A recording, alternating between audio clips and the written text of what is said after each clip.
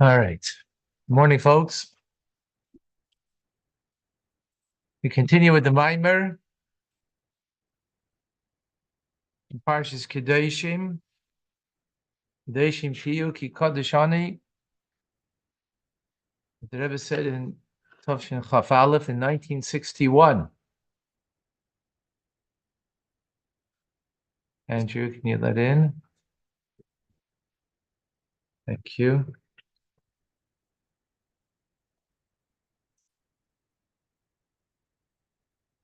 Excuse me a moment. Oh, okay. Thank you, Andrew. Okay.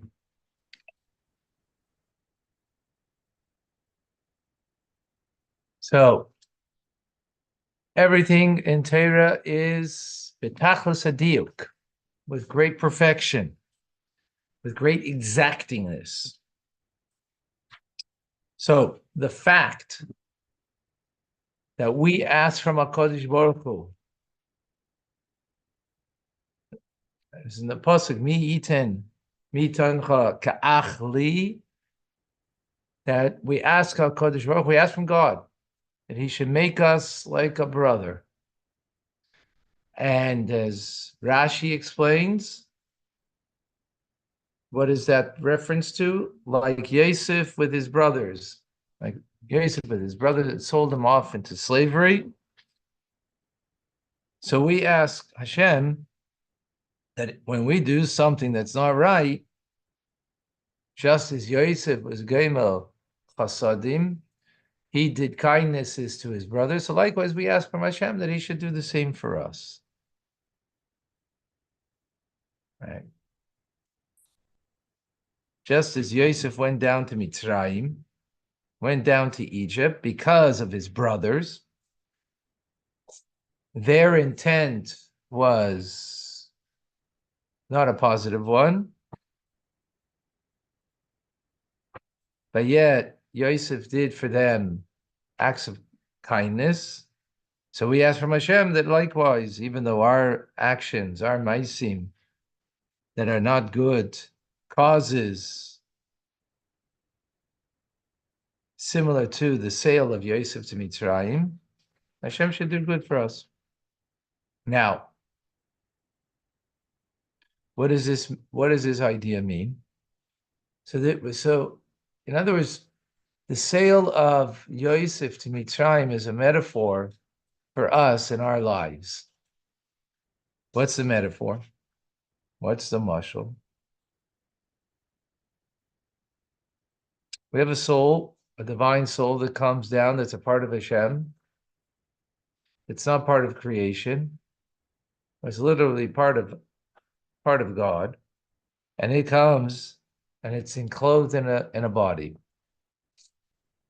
Enclosed in a body with an nefesh bahamis, with an animal soul. That itself is golus. That's golus. That itself is Mitzrayim. That itself.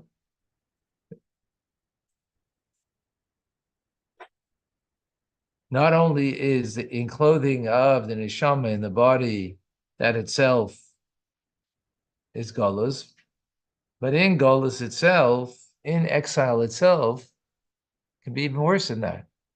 Could be imprisoned. What's the difference? Imprisoned means that you're forced to do by whoever's imprisoning you. So the neshama, the soul that we have, is forced to do what the body wants. The body has its own agenda. It's not that of the soul, body and the animal soul. And when you're in jail, you are forced to do by your captives. So that's even worse than just golus. Oh, I have David's coffee over here. Amen. Hi. So what's the kavanah? What's the intent of all of this? Why is the neshama coming down into such a situation? Is only to be mevarer v'mizachich the goof, in order to refine and cleanse the body from its agenda and the nefesh bahamis and the animal soul. It is a refinement, and not only just your body and animal soul, but anything that you come in contact with. Anybody, anything, even things that belong to us. It's in order that it should be refined, that it should become what we call a keli, a vessel for godliness. That's one thing. But also in order that the neshama should go to a higher level than it was before it came down. On the one hand, the neshama is coming down for the body, to refine the body. So neshama is a chelik elokam imal mamish. The neshama is a part of Hashem, literally. What does it need? It needs an aliyah. So the truth is, Chassidus always, sometimes it speaks about the neshama is only coming down for the guf and nefesh bahamis, but on other times it also speaks about that it itself has an aliyah. The concept over here is God and godliness cannot be an emtsoi for something else, cannot be a means for something. It has to be an end in itself. Meaning, if my neshama is coming down only to refine my body and my animal soul, that means it's only coming for something else. It's not coming for itself. That's called an emtsoi. That's called a means to an end, a meaning that it's not an end in itself. And you can't say about God and a piece of God that we have in us, in our neshama, that it's not an end in itself. In other words, it cannot be coming down here merely for refining and elevating the body and the animal soul. It has to come for itself. That's not narcissism, by the way. Right? It's for yourself. For yourself. The godliness in you, not the narcissism in you. But it has to be coming for itself. So the Rebbe adds over here, and not only is there a refinement, an aliyah, an elevation of the guf and nefesh of bahamis and chelke b'ya'ilam, of your body, your animal soul, and your portion of this world, meaning the things that you own, right? But also the neshama itself. It also goes to a higher level, to a greater level than it would be if it didn't come into this world. So it's gaining something. It's gaining something that it wouldn't have otherwise. What's it gaining? So that it's gaining by, and this is an interesting thing in life. When do you have the greatest gain in life? When you do for another, you yourself have the greatest aliyah, right? Not schar that you're going to go to Ilam, the Gan Eden, not schar that you yourself have the greatest. When you did something for another, you experience for yourself an exaltedness greater than if you didn't do it. So here, where does that come from? Because the neshama itself gets a greater exaltedness, an aliyah, by the fact that it's through what it does for the body, the animal soul, and the things that it has in its life.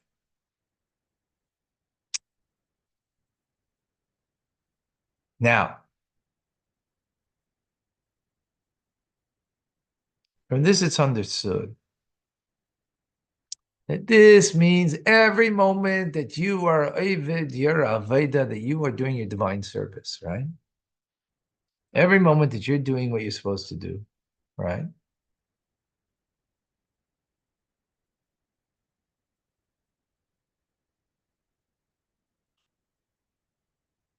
The tsar, the pain that the neshama has by the fact that it came into a body restricted by the body and nefesh abamis and the animal soul, right? Which is that has no purpose in and of itself, right? In and of itself has no purpose. But when a person does the Aveda, they do what they have to do in serving God. Since through this, the kavana, the intent is complete of why the neshama came down concerning these two things, what it does for the body, animal, soul, and it chelka b'elam, meaning your portion in your life, and together that it becomes more exalted. And it has an aliyah. So what comes out, there's a tainug that the neshama has, a pleasure that the soul has, that when it fulfills the ratzon of Hashem to refine and to cleanse the body, that through this refinement, through this completion of the neshama coming down here, and the aliyah that the neshama has, this tainug, this pleasure is greater, that it's worth all of the isurim, all of the pain that the soul has to come into the body to begin in the beginning. It's painful. It's a painful experience for the neshama. We don't feel its pain. You know why? Because we feel our body. We don't feel our neshama. But the Rebbe knows what a neshama is, and he's telling us the fact. The fact is, as the neshama, it's got great pain that it has to just be in your body, just to be there. It's great pain for it. Not because you did even anything wrong, just being there, the very fact. But it's worth it for the pleasure that the neshama will have, that in every moment that we are serving Hashem, doing what we're supposed to do. However, in the moments that a person's not doing their avodah, they're not doing their divine service, right? There's an attitude that a lot of people have. I do mitzvahs. I daven 3 times a day. I make brachas over everything I eat. Even when I make a bracha, I'm thinking about Hashem. To even take a moment and think, right? And I do it. But then there's my time, right? There's the time that I use for, what's important for me. Meaning, those moments you're not you're not serving Hashem. So this is what it means over here. Not even you're doing something wrong, but not even doing an aveira. You're not doing a sin, right? Obviously, all the more so if you do something that's wrong. But what happens then? The neshama is not having a pleasure for fulfilling its purpose in that moment. And therefore, what does it have?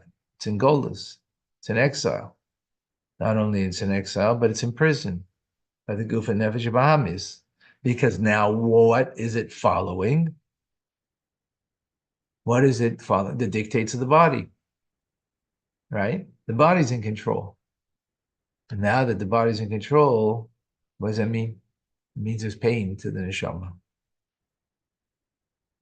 L'chaim, l'chaim. There's a pain to the neshama.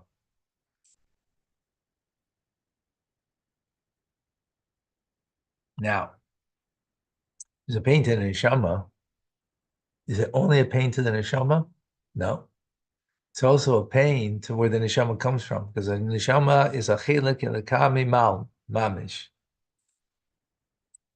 The neshama, the soul, is literally a part of God. Literally a part of God, not a figure of speech, right?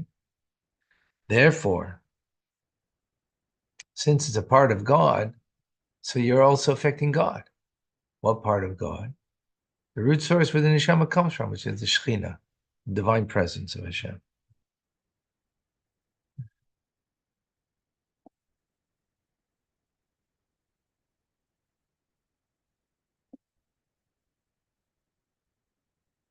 So, what are we doing at that moment? Not just to our neshama, but to Hashem. What are we doing to God? Same thing that the Shvatim, that the brothers did to Yosef, right? That they sold him to become a slave. And that caused him afterwards that he should be imprisoned. So we are doing that to Hashem anytime we do something that's wrong. Anytime, even when we're not doing something wrong, but we're not serving at that moment. Really, when it comes down in life, there's only two options in life. Either to serve Hashem or to serve ourselves. Right? To serve ourselves doesn't mean we're doing something terrible. On the contrary, right? Maybe you're doing something positive, but it's self-serving.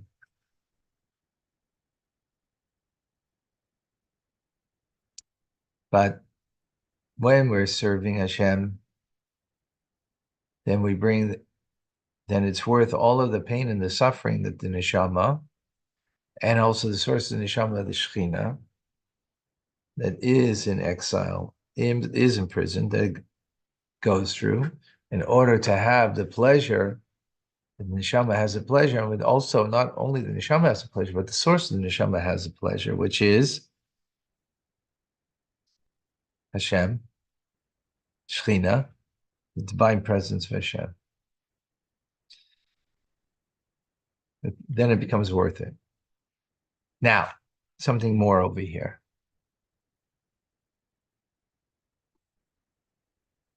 When it comes to the actions of the Shvatim, the brothers of Yosef to Yosef, it says in the Pasuk, Hashem imanachnu.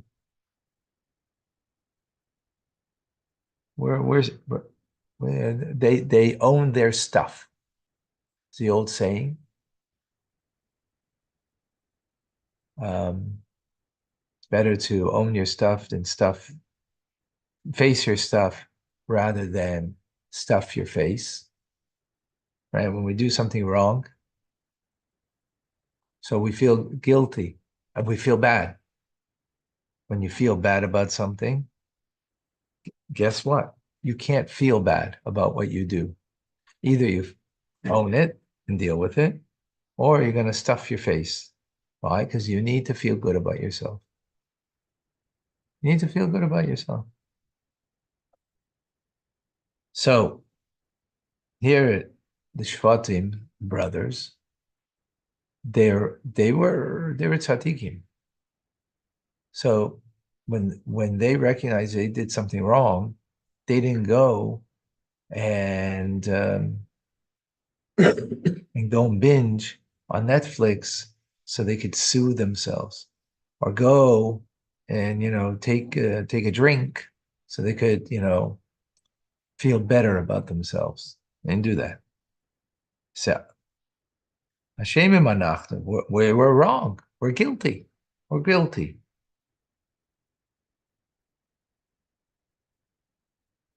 Right.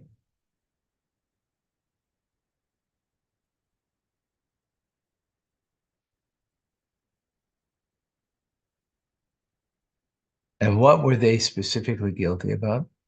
So this is interesting that the selling Yosef into slavery was bad.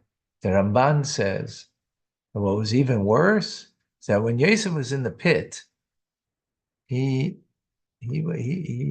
beseeched them. He cried out to them, that they shouldn't do anything harmful to him. And they had a blind eye, a heart of stone, and they didn't listen to his tachanunim, his supplications, didn't. And the Ramban says that that's even worse than selling him into slavery. So again, remember, this is all a metaphor for our lives. When Torah speaks and tells us a story, it's not a story. It's a story of our lives. Not a story, not a Maisa Shohaya. It's not a story that was. It's a story that is. So telling us our story. What does that mean? It means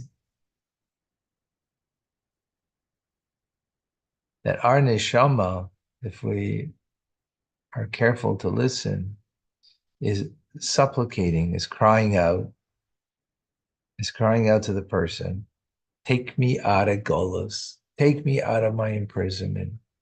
I don't want to be in prison. Take me out.